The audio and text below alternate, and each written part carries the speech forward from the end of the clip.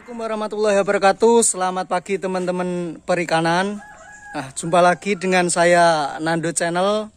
Dalam kesempatan kali ini saya akan berbagi tips atau cara budidaya lele dengan minim kematian untuk para pemula.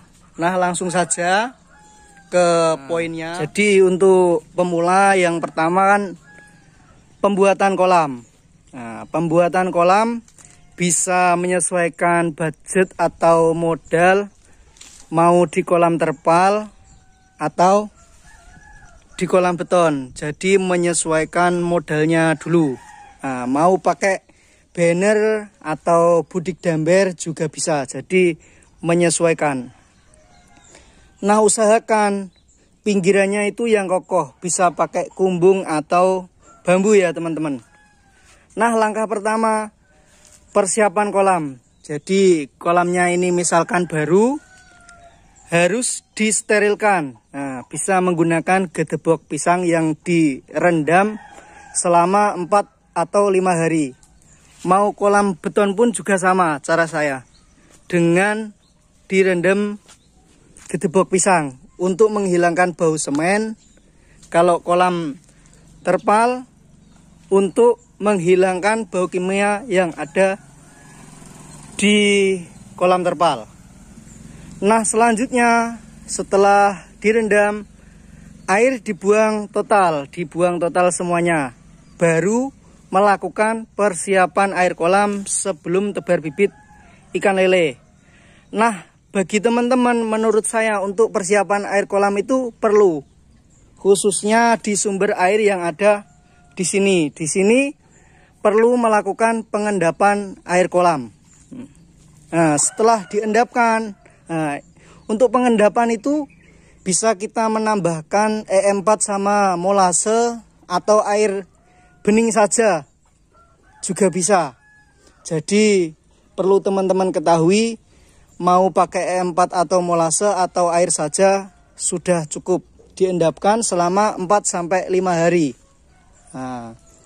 Sampai air kolam tumbuh plankton atau uget-uget kalau di sini namanya. Baru nanti ditebar bibit ikan lele. Selanjutnya untuk teman-teman beli bibit yang ukurannya besar. Ini bagi teman-teman pemula, jangan tergiur bibit harga murah dengan ukuran kecil. Namun kita cari amannya ya. Beli bibit minimal ukur 7 cm. Kalau saya menyarankan 7 TikTok atau 8 cm. Selanjutnya untuk pakan. Untuk pakan sesuaikan dengan ukuran ikan ya. Misalkan benih ya pakai pakan yang untuk benih.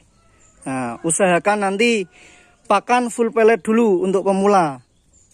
Jadi kalau saya tebar ukur 6, 7, 8, pakannya pakai pelet ukuran -1. Untuk merek pakan ada berbagai jenis, khususnya di Jawa Timur. Ada 781, SPLA, Sinta, New Hope, Tongwe, itu bagus semua. Jadi pakannya disesuaikan dulu, sesuai dengan benih yang ditebar. Kita sambil kasih makan nanti ya. Selanjutnya ini yang nomor 3. Setelah benih ditebar, dipuasakan dulu minimal 1 kali 24 jam. Nanti baru dikasih makan. Jangan ditebar lalu dikasih makan. Biar ikan lele adaptasi terlebih dahulu di habitat yang baru. Selanjutnya setiap pagi hari kita langsung jangan kasih makan. Kita lihat dulu kondisi airnya.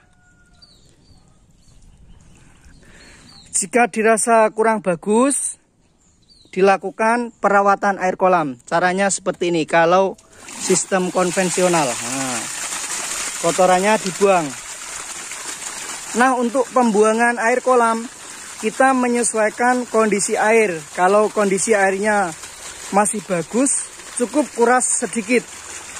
Guna untuk membuang amonia yang ada di dasar kolam.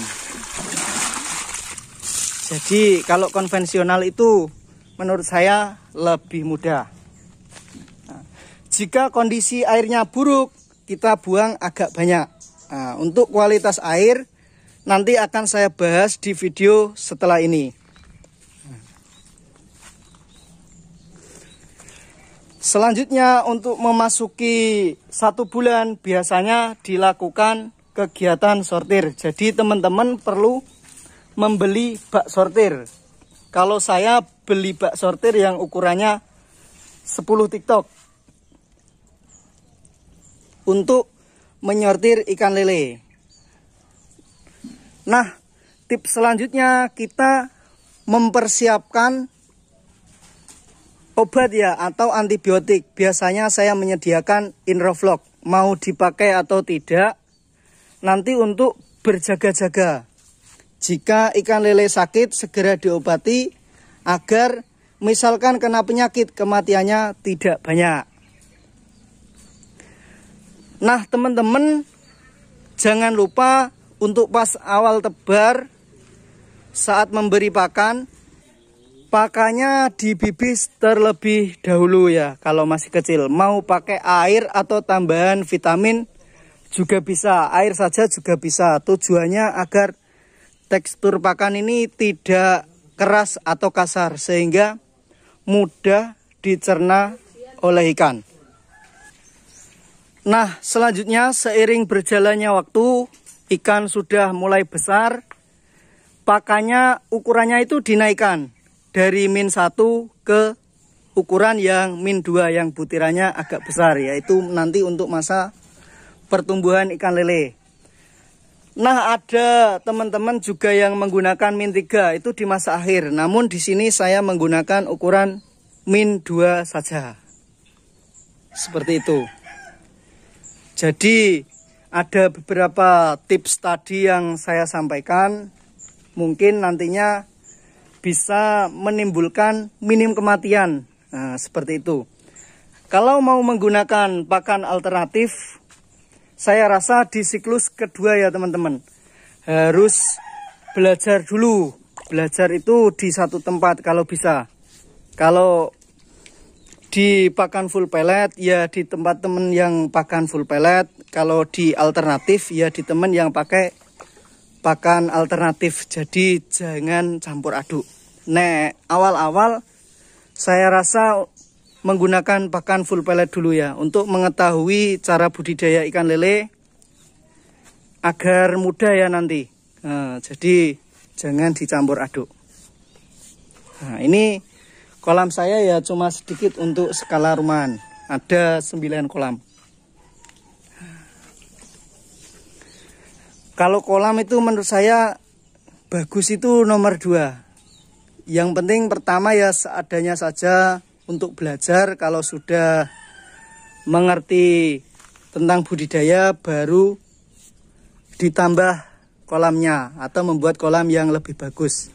Nah, jadi nanti biar bisa dulu cara budidaya sama pemasaran. Nah, cukup sekian untuk konten tips cara budidaya ikan lele minim kematian.